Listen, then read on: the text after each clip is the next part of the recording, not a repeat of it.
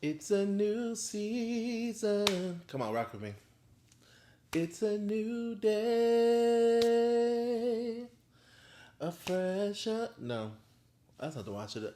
You make all things new. Yes, you make all things new, and I will follow you forward. I don't know. I really don't know why y'all listen to me. um, does anyone else feel like that was everyone's altar call song for like ever? Like I at church when we do altar calls, I'd be like, can we not sing moving forward, please? There's got to be another one and new season too, because like please, please. But welcome back to the Creators World Podcast. I'm your host, Justin Reeves. The Creators World Podcast exists for Christian creatives, entrepreneurs, and purpose seekers to be refreshed, renewed, and revitalized for their God given purposes and callings. Because why? Life is tough, the road is rough, and people are ghetto. And we all need a little help along the way to continue because we are called to continue. So, this platform, we do this through in person events. They're at this point are yearly. Hopefully, we can get a bit more frequency on them.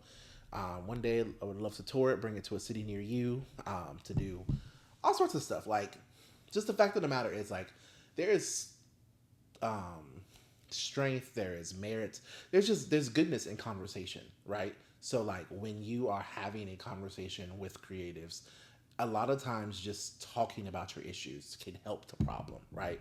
It gives you perspective on it. It can show you that you're not alone in this issue, right? And a lot of times that's what people are struggling with. People feel alone. And I want you to feel that you're not alone in the struggles that you deal with in following God and the hardships in creative pursuits and creative careers, especially in this economy, especially in this world, especially in the oversaturation of social media, right? Like breaking through the noise, it's challenging, but this platform exists so that we can do it together. Um, so yeah, so today I just want to kind of get right into it. Of course, y'all know my theme song normally has something to do with the topic, and I want to talk about evolving. Um, and it's something that's kind of like new, like fragile, sensitive, I guess, to me because I'm currently evolving, and I think that is it's a hard thing. Like evolution is it's always talked about. Like we want things to constantly change and evolve, and change is good, and champions for change, be the change you want to be, all the things. But like when that change is internal and it's you, it's hard. Because letting go of what you once knew is challenging. And the scripture that I kind of would reference today is, "See, behold, I'm doing a new thing, making what streams in the desert, roads in the wilderness, streams in the desert, roads in the wilderness, things of that nature." Right? Which amazing scripture, amazing, just amazing, right? Like it's true, but I think that a lot of times we forget that that new thing that God could be doing is in and through you, and I think a lot of times we expect that new thing to be through somebody else. We want that new thing to be through somebody else, or not even somebody else, but just another situation, right? Like for me, I would love for God to do a new thing and allow me to do this full time, right? Just yapping on the internet because other people do it. Like brand deals coming. Like I want that to be a new thing. When that's very possible that that could be a new thing that God could do for me, but it's a lot more possible that He wants to change my character or change my perspective or heal a limiting belief of mine, or whatever the case is. So yeah, I think that's a big thing there. But what I want to talk about today is just the grace and the pace you need for evolution. So I it feels weird because this season I talked a lot more about me than I feel like I did in the previous season, but I guess there's a reason why I'm the host, to an extent, and there will be guests this season too. I'm really excited about it, but just haven't really locked that down yet because there's a lot going on because I'm evolving. So what does that mean? This year, this is 2025. If you're again for watching this real time, and so if you have been following me for a couple years now, a little bit, you know that the rhythm is beginning of the year. At this point, is Create as Well, the Create as Well event, and we'll podcast throughout the year. We'll talk. We'll do content. We'll do whatever the case is, and we'll do the kind of kickoff of the year to Create as Well. The spring, it's kind of like a planning phase and hopefully working for other people to get some income so that the summer I can launch Holy Hoodlum, the Holy Hoodlum experience. And that we were following that same rhythm this year, and we're still following that same rhythm this year. But that rhythm was hard this year. And I'll tell you why. So, Holy Hoodlum was created in 2023, the year I turned 30, which is, I was thinking about it the other day. I was like, when Holy Hoodlum turns 10, I'll be 40, which is just, wow. It's just like, ugh, gross. So that's something to look forward to. But yeah, so Holy Hoodlum started in 2023. Create as well the event, because the event started before. The interesting thing with me is like I'm an event guy. Like I've always been the guy who thinks a good event, a good gathering can like solve anything. And it's crazy because I'm introverted, but I've always wanted to get people together. I've always wanted to do a birthday party. I've always wanted to, and I don't just invite people over all year long. Like it's a birthday party is an excuse to hang out. Like it is what it is. In college, I was the programs chair for the National Society of Black Engineers, so I was the one doing the Walk for Education, the PCI, which was the pre college initiative, like bringing people together. Like if it's an event like church, like I'm down. Like let's do the worship night. Let's do the youth retreat. Let's do whatever. I love planning events and things. So I think when God gives me a concept, He gives it to me as an event because it fits my personality. But there's normally a philosophy, some sort of teaching that goes along with it. Because while I know that I have the gift of administration, which I think lends for me for event production and project management, and I also can do administrative tasks too. I can knock that stuff out quickly, but because that's how my brain works. But I also believe I have a spiritual gift of teaching. Why is this important? I'm getting to this point. It is easier for me to do the event. It is easier for me to just put something out there, right? Planning an event is not hard for me. I can map out an event probably in 10 minutes and it will be fire. And I've done it for people like, oh, you should do this, have this person do this, do that, blah, blah, blah, have this, boom. That's 3 hours worth of content right there. And people are like, whoa. And I'm like, that was cool. So 2022 was the Create as Well inaugural event. 2023 was Holy Hoodlum inaugural event. And so I did not do a Create as Well in 2023 because I only did Holy Hoodlum. So once 2024 hit, which was last year, was the first year that I did both. So 2024 had the Create as Well in the beginning, had Holy Hoodlum in August, did Carols for a Cause in in December as well. And then this year, 2025, we did wow, too many events. We did Create as Well. Now we're working on Holy Hoodlum and plan to do a Carols for a Cause at the end of this year as well. Again, what is the purpose of this? Are you just flaunting and flexing your event production? No, I'm not. What I want to say is that I had a pattern, and because this is now the third year of producing Holy Hoodlum, I've had like a mold, if you will. But something about that mold didn't feel right anymore. So 2023, not wrong, but just not right. So 2023 was the first year, and we did. It was basically a Christian hip hop concert. I'm gonna be honest. It was a Christian hip hop concert with some interludes and a little bit of creativity in the middle. That's really it. I left that event feeling successful, feeling like it went well, but feeling like it wasn't really me, if I put it that way. Nothing wrong with any of the artists, nothing wrong with any of the acts. Like everyone did a great job. But my favorite part of that night was not one single performer or even the songs that we did. It was the what I call the Heavenly News Informational Channel, or HNIC. And that was a time where I had some of my friends act out biblical characters that God could still use them. So we had Rahab, David, and then Adam and Eve. Adam and Eve segment was hilarious. I can't wait to put that on social media. So put more of that up on social media. So when it comes down to the show of that first year, that was my favorite part. I think people who would have watched it probably would have been like, "That was your favorite part." Like you had Loso and A Ward, which were like top Christian battle rappers at that time. We just got off Poets and Autumn the year before. You had Ray Dugga and Nobody GHY, which were like local hometown heroes, which were amazing. We had like our own group. We had music and remixes, Bible gospel remixes, and games and all sorts of stuff. Like it was just there, but the that portion was important to me, and I didn't really realize why. And I now realize that portion was important to me because it was the teaching portion of the night. Like the fun, the rest, it was all great, and I want to always include that. But to me, looking back at it, teaching has become a bigger part of my life now, and I did not see that. So anyway, that was year one. Year two, I did. We did. I produced it, but we cut down on the rap. I don't get old. All that noise. It's just. And I'm kidding. Rap. There's nothing wrong with Christian hip hop. It's dope.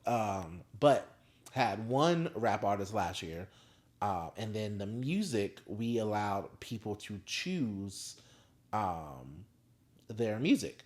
And what was interesting about that is that the whole night was about choice. Like, cause we ended up doing a panel, and the panel I had a great time with the panel. I would never do the panel again in that event, only because I feel like it doesn't fit the vibe of the event. I think that panel, we're gonna run that back somehow, right? It might just be like the Holy Hill panel, or just we're doing online or something like that. Like that panel needed to be done, but it didn't feel right in the moment. Like it was a weird energy shift. And to me, as an event and experience curator, the flow and energy has to be seamless. Like if you're gonna have an up event, it needs to like either it's plateau and like stay the same level of energy the whole time, or like rise, and then you send them home on a high note, right? You don't want to come down. And we rose, came down, and kind of went back up a little bit for the ending, and then sent them off. So it was just a little weird.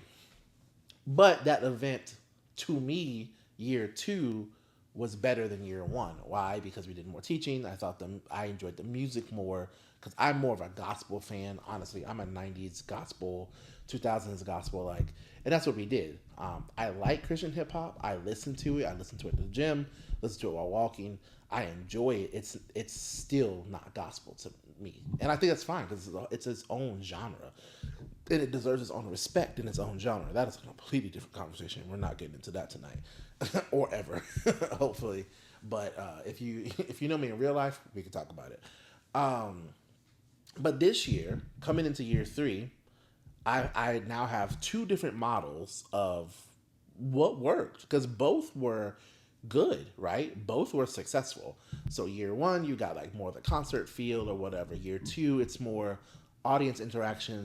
We did a lot more games last year. The games are more structured, and so now coming into year three, it's like, what do we do?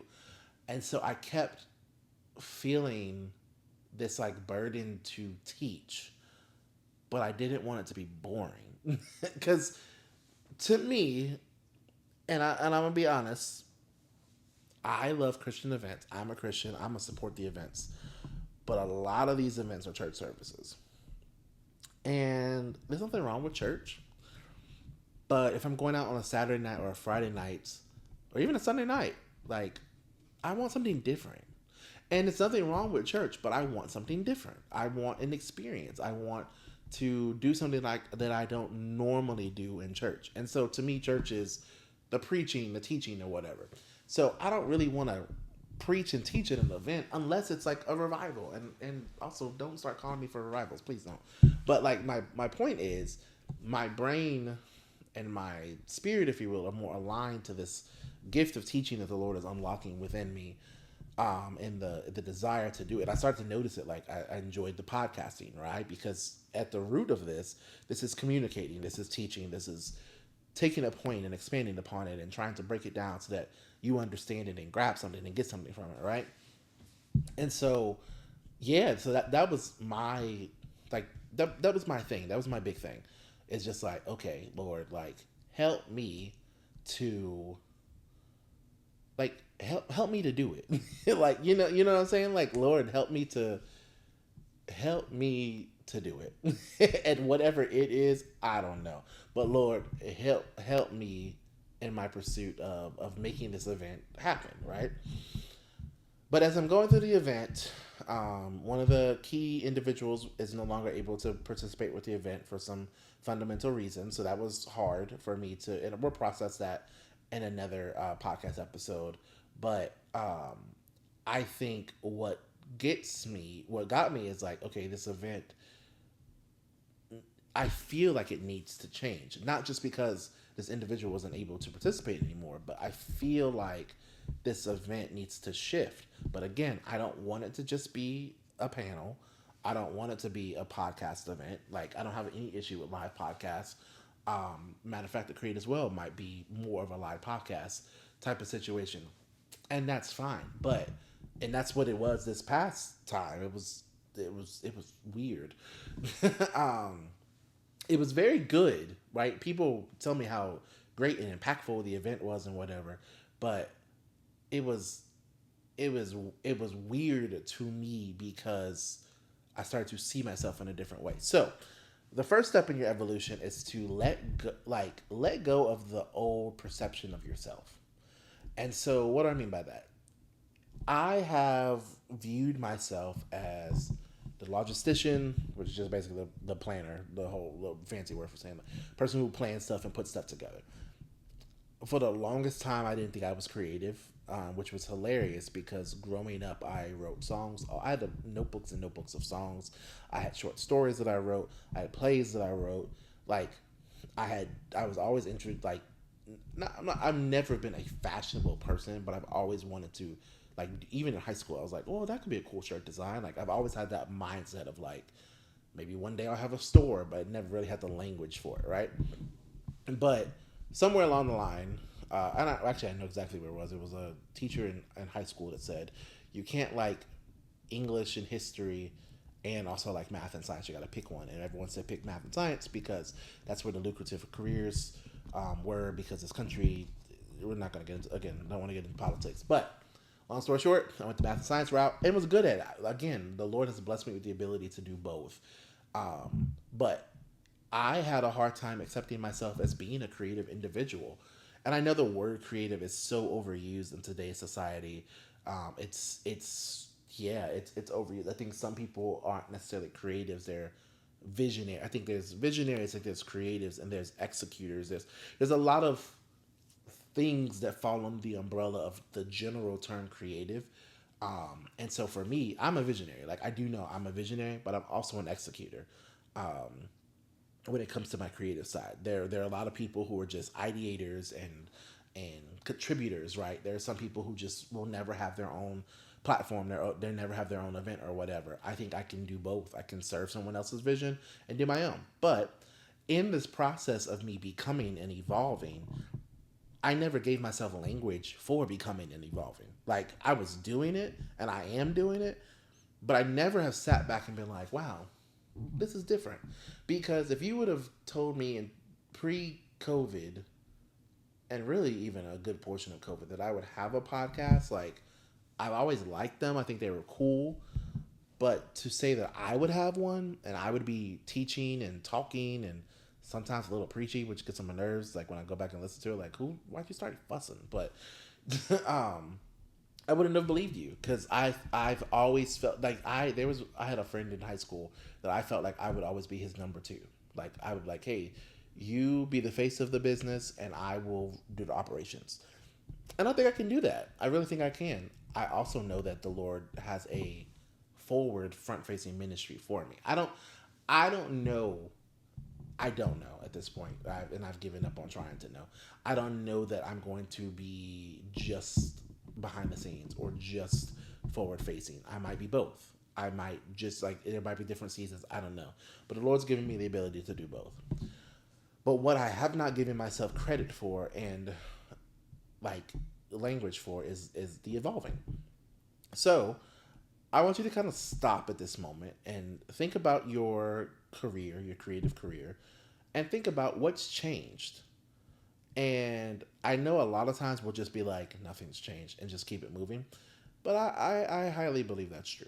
I highly doubt that's true. That's what I should have said. Because most of us are changing. Most of us are growing. We should be changing and growing. And there's something that has changed. I remember I was at Jocelyn and Shayna's house, and they asked me what has changed in the past 5 years, and I said nothing. And I feel like they wanted to slap me. And he was, and they broke it down. Both of them were like, "You would have never done a podcast. You would have never led conversations, or the things that you do now. You would have never done that years ago without somebody strong arming you." And to that, I was like, you're right. um, so one, I think, what did I say? Give yourself like call out your evolution. Number two, accept it and know that it may be messy, and know that some people may not like it. And I think that's the hard part, because most creatives, most people, when you put a product out or put a thing out, you want people to like it. And a lot of times and this is a business lesson, we always start with wanting the people that we know and love to like it, when in reality, it may never be the people that it's meant for. And I'm thinking about that and struggling through that right now, because there are people that have been with me from the beginning that sometimes I'm like, I don't know if this is something that naturally, if you did not know me, that you would be a part of. I don't necessarily think that's a problem. I think it's a thing, right?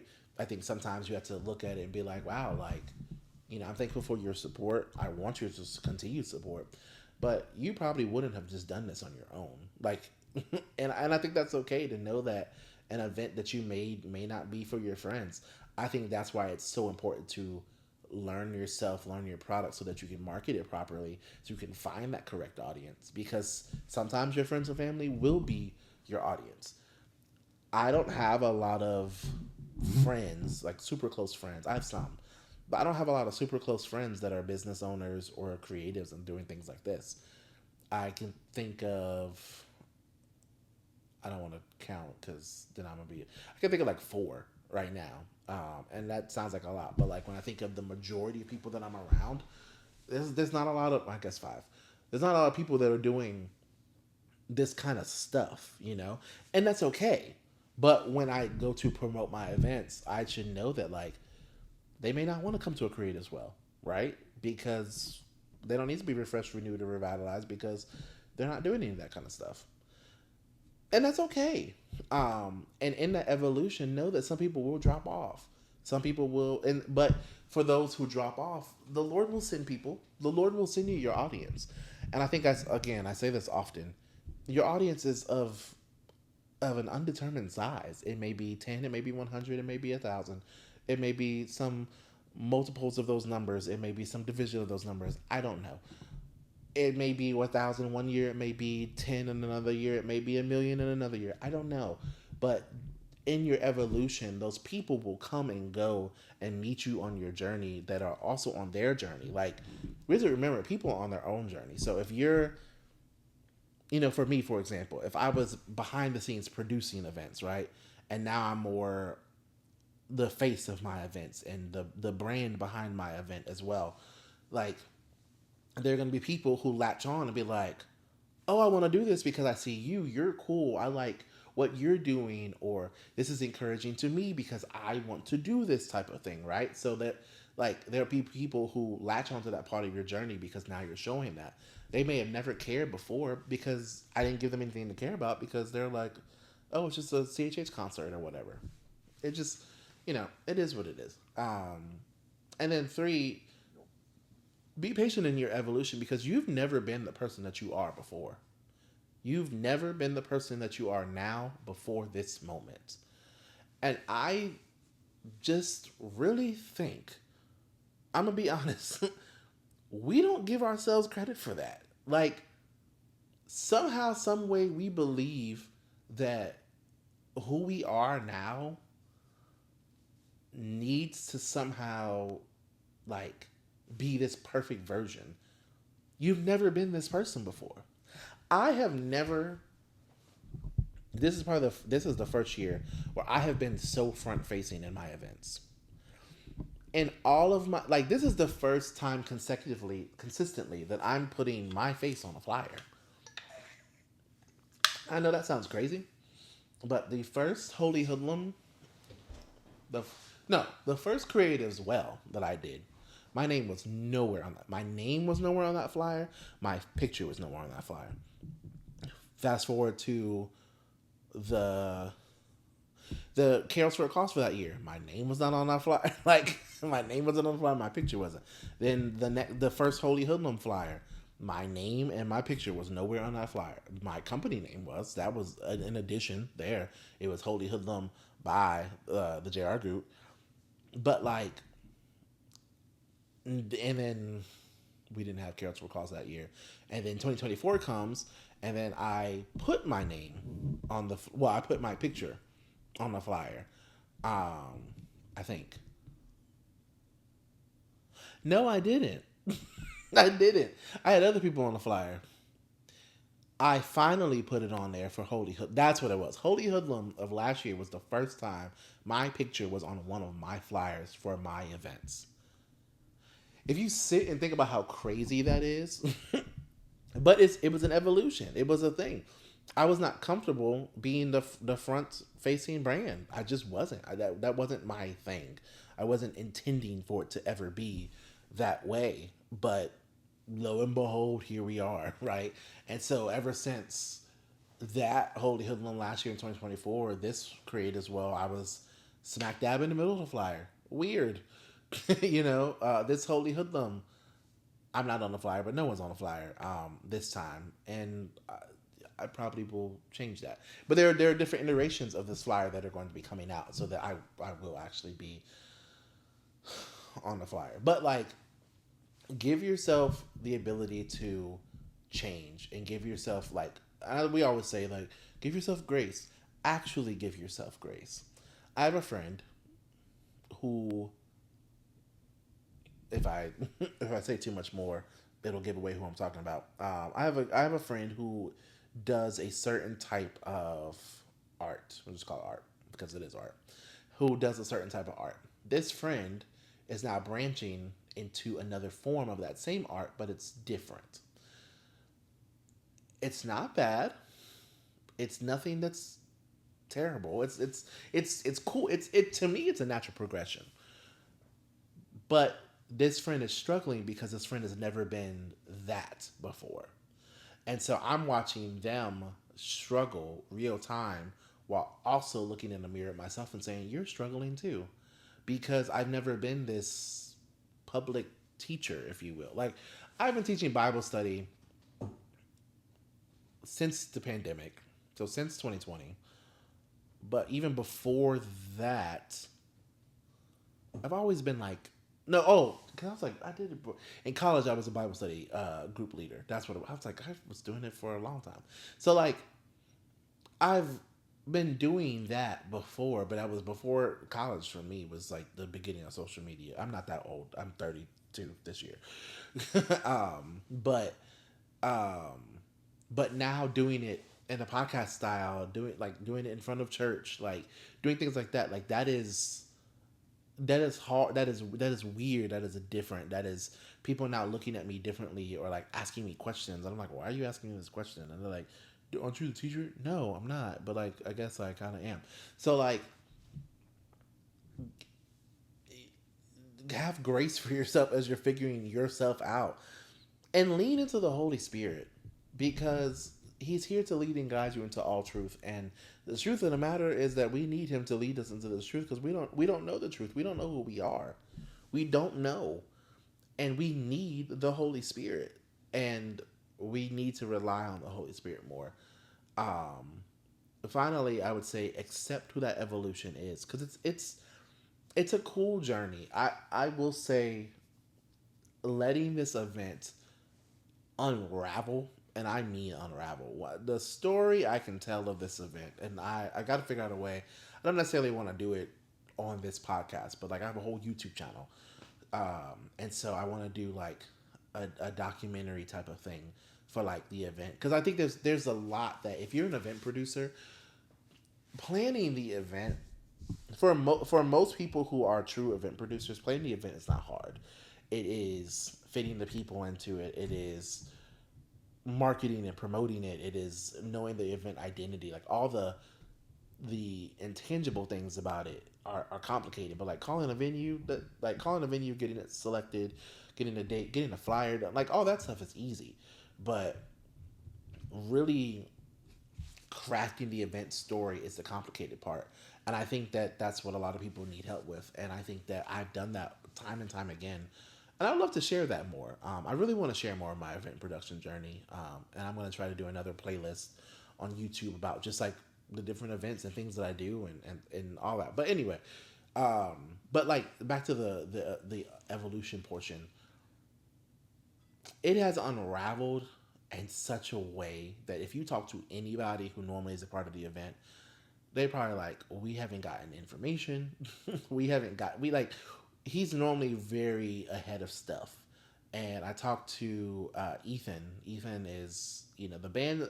The band to me is essentially my unofficial but official creative team, and they they really helped me to flesh out ideas. They're just brothers. They really are. And we talk about stuff, and they're straight no chaser in their thoughts. But I remember talking to Ethan the other week, and I was just like, yeah, I don't know what this event is, and he's coming back from Phoenix for it. So it's funny because it's like, well, it has to happen because he has a flight back from Phoenix, so he's coming for this event and he's playing at this event, so it's got to at least be worth his while. But at the same time, it's like, bro, I don't know what I got for you. But I think now I think finally I have the picture of what it is. But this show has gone from as a Christian hip hop concert to a never, I don't want to see never before seen because that may or may not be true, but a never before seen Christian game show concept that like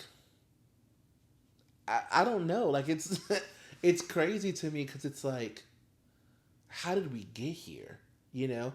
And the crazy thing to me is that, and don't tell the band, although they're here if they watch this, I don't know that I don't know that Holy Hoodlum, the name, will exist any for much longer. I really have no idea.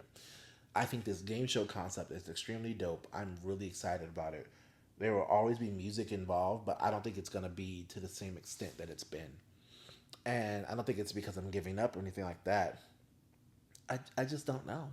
Like I might just like I don't know. But that's the evolution process, right? Like we really just don't know. In Corinthians, it tells us that I used, and it's so crazy that I'm quoting the scripture now because I used to hate when Jocelyn would give me the scripture. But we only see and prophesy in part. We only know in part. We don't know the full picture only until Jesus comes back, and only Jesus could reveal the whole thing to us, and He doesn't. Why? Because we probably would mess it up. If the Lord had given me this idea to do this years ago, I just don't know. But what's crazy is that like the if I follow the breadcrumbs back, and I think that's the great thing about evolving with Christ.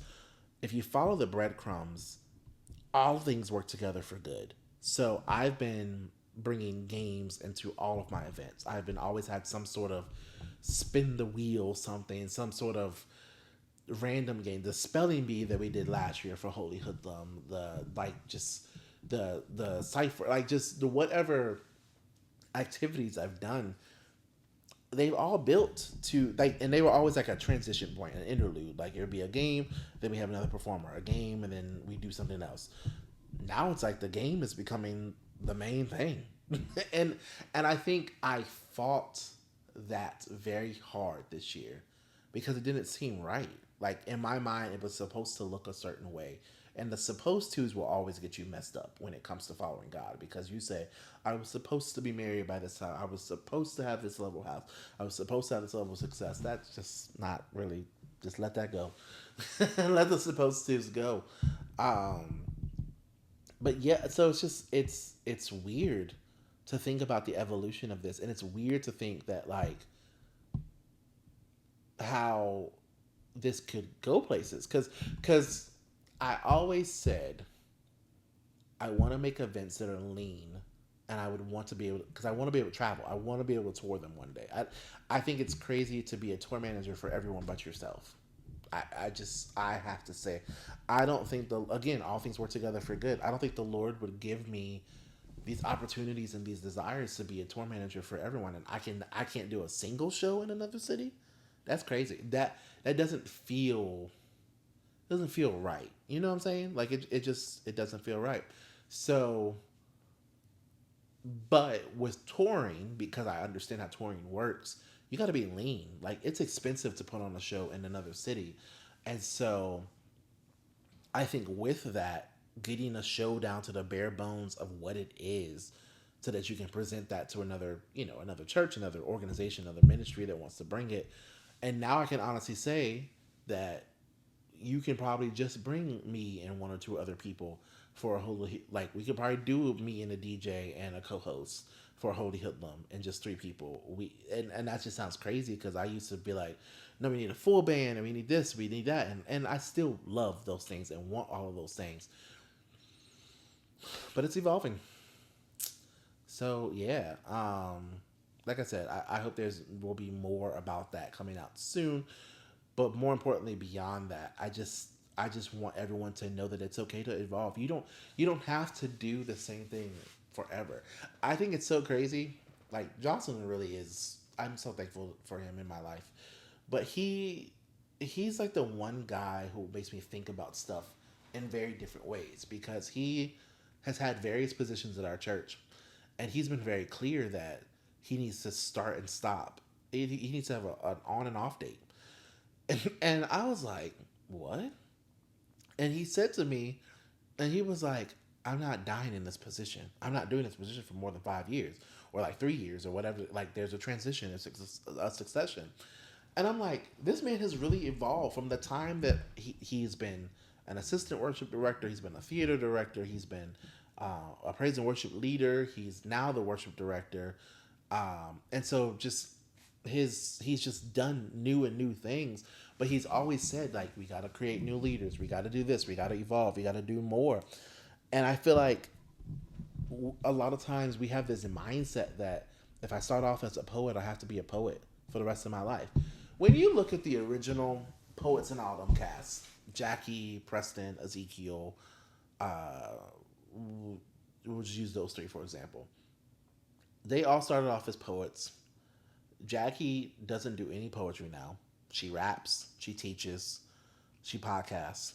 Preston, and she also writes books. Preston writes books. He podcasts. He does evangelism. He doesn't really do poetry either. Ezekiel doesn't really do poetry either. And he podcasts. He does his Verilofts, which are like the studio rentals. So like, had they still had they stayed with Poets in Autumn, would they be successful? Yes. I think people would keep coming to Poets in Autumn with them repeatedly, over and over and over again. But there are things that they would not have achieved. Because here's the thing, and this is a practical example and whatever. So because I did the Poets in Autumn tour, because I know them personally, I understand that for Poets in Autumn to be as successful as it was, you had to tour in all the major cities. That group was doing 44 cities. They were gone the entire back half of the year. They would be on the road from the end of August to like mid November. It was the Poets in Summer tour, Poets in Summer, Fall, and almost Winter tour, right? Because they do all that. Then they go across the world. Then they go to South Africa, and then they do, the Europe leg. They do Canada. Like they were out there, and so I say all that to say that it didn't make sense for them to. They needed to evolve. Why? Because they all had children. So the thing about it was that like they all started having children. Ezekiel already had kids. You can't be gone for that long. And for Preston and Jackie's case, they're married, so they're both away from their children for a half of a year. That's crazy. But now they can podcast at home. Now they can write books at home. Now they can run their businesses from home, right? And so that evolution has given them more margin and runway with their family. That evolution has given, honestly, opened them up to new markets. Because the fact is, if you only toured, like if you're a touring artist, a lot of the markets that you're getting and a lot of the market share that you're getting are event goers. There are some people who will never go to an event. That, and I have accepted that as an event producer myself. I know there are people that I know that would absolutely love my events, but I know they're never coming. I just know it, and I can't even be mad at them for real, for real. I just know they're not coming. So it's like, and I think for, you know, the Perrys and Ezekiel and the rest of the poets, like they all wanted to share the gospel, but there's some people who will never come hear the gospel from you at a poetry show. But now that they're speaking on stages and churches and conferences and things like that, and again, podcasts, digital media that can just be circled in clips and things like that, there's so many people who are getting that because poetry is a very niche thing. I'm not even, I am a lover of art. I'm a lover of that type of stuff. Like I have an appreciation for art. But when it comes down to um, just going, like you're not going to catch me just going to a poetry show. That's not what I'm doing. Like that's not who I am. But anyway, the point of all this is to say evolve. Like that's the whole point of this story at this point because I could go on and on and on about just like the need for evolution. But like if you're doing the same thing for all of your life and it's not changing at all, I have questions for you. And I think the questions are you listening to God for direction for the next thing or like cuz there are some people who are called to preach and they're going to preach forever. But your preaching style is probably going to evolve a little bit. My uncle has been preaching for forever, but he said it when he came up and preached last year. He's like he used to just I think what he said he was a helicopter. He was a helicopter preacher. Like he could just you know like just go straight for it, right? But now he's a I think he said he's like a jet an airplane preacher. He's got to he's got to rise and ascend himself slowly to get up there, get level, and then descend back down because he's getting older, right? That's a part of evolution. Like that's a part of it. And I think just understanding that like and even with that you can do the same thing but change. I know that's like I don't say a negative example because he changed because of his age, but I think also even in his preaching, he started letting more people preach. Like he started developing more leaders. His preaching was more, um, I guess, apostolic in nature of like leading people and teaching people and things of that nature. But like the point is, evolve. Don't be afraid of evolution. Own the evolution once you see it, and be ready for some people to drop off, but also be ready for some new people to come aboard. I've met some by doing these events and by putting myself out there. I've met some pretty cool people. I've met some people who have really supported me in ways that I didn't know strangers could. Like I don't really know some of the people that really interact with me on social media now, but they rock with this stuff. But and I've seen because of that, I've seen these events be funnels to other stuff. Because now that they come to the events, they follow the podcast. Because now that they follow the podcast, they come to other events and things of that nature. So like if I never took the step to do this podcast to change the way I do events and do whatever, it just you just never know. So all in all, that's it. Don't be afraid to evolve. That's it. See you at Holy Hoodlum game night.